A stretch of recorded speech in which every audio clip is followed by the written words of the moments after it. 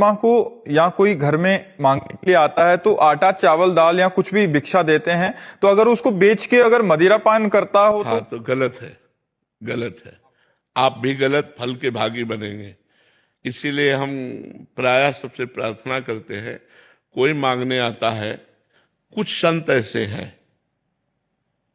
ऐसे हैं जो आटा मांग लाते हैं, 15 दिन के लिए अपना बनाया खाया, फिर 15 दिन के लिए मांग लाते हैं। ऐसे हैं हमारे ब्रजमंडल में संत जो चून, आटा को चून कहते हैं, और चुटकी मतलब इतना आटा ऐसे वो 10, 15, 20 घरों से मांग लिया, 2-4 किलो हो गए, वो भजन करते हैं। तो हमें लगता है कि अगर हमारे घर कोई प्रार्थना मतलब मांगने आए तो हमें प्रार्थना करनी चाहिए कि आप बैठकर रोटी दाल भर पेट चाय पा लीजिए, या आपकी इच्छा है तो 2 रोटी ले लीजिए, और ऐसी प्रार्थना कर देनी चाहिए।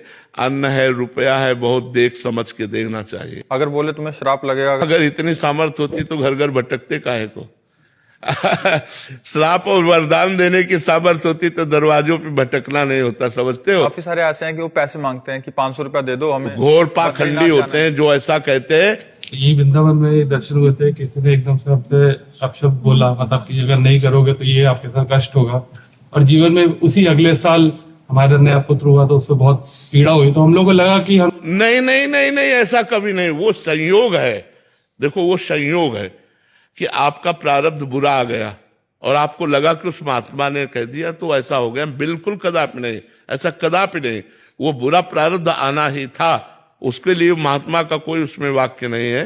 कोई तो आप निश्चित समझ लो, कोई ऐसा साप और वरदान देने वाला समर्थ महात्मा वो ये नहीं कह सकता कि अगर आप ये नहीं दोगे तो आपको ऐसा हो जाएगा, ऐसा कभी नहीं कह सकता।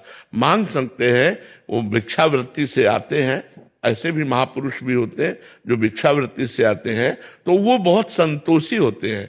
अगर आप ना कह दीजिए तो अच्छा बेटा, वो चले जाएंगे, क्योंकि वो इतनी क्षमता प्राप्त कर चुके हैं। और जो ये कि हम तुम्हारा अहित हो जाएगा, तो ऐसा नहीं, ऐसे कोई नहीं, ऐसा कोई नहीं, तुम्हारा अहित नहीं कर सकता, ये हम तुमसे वादा करते हैं, क्योंकि इतनी सामर्थ्य उसमें नहीं है कि तुम्हारा अहित कर सके। हाँ, रोटी दाल पालो आप, ठंडी लग रही है, आपके पास कपड़ा नहीं तो लो हमारी जैकेट ले लो, पहन लो आप। अगर बीमार हो तो चलो मैं औषधि दिला दूं तुम्हें।